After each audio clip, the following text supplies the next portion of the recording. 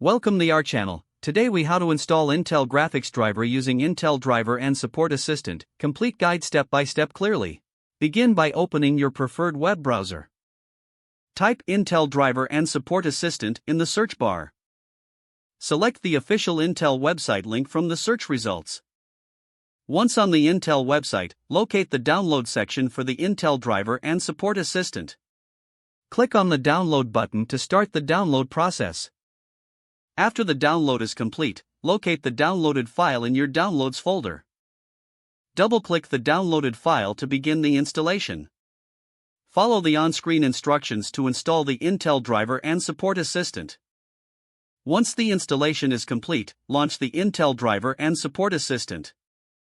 The application will automatically scan your system for available Intel drivers. Wait for the scan to finish, this may take a few moments. After the scan, review the list of detected drivers. Look for the Intel graphics driver in the list. If an update is available, click on the download button next to the Intel graphics driver. The download will begin, wait for it to complete. Once the download is finished, click on the downloaded file to begin installation. Follow the on-screen prompts to install the Intel graphics driver. During installation, you may need to accept the license agreement. Continue to follow the instructions until the installation is complete. After installation, restart your computer to apply the changes. Once your computer has restarted, the new Intel graphics driver will be active.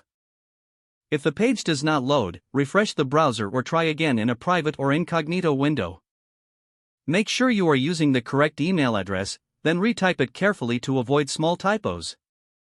If your password is not accepted, use the reset option and create a new strong password you can remember. Check your spam folder for verification or security emails, then complete any requested confirmation steps.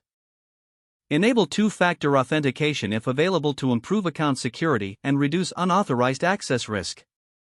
After signing in, review your profile details so your contact information and settings are accurate and current.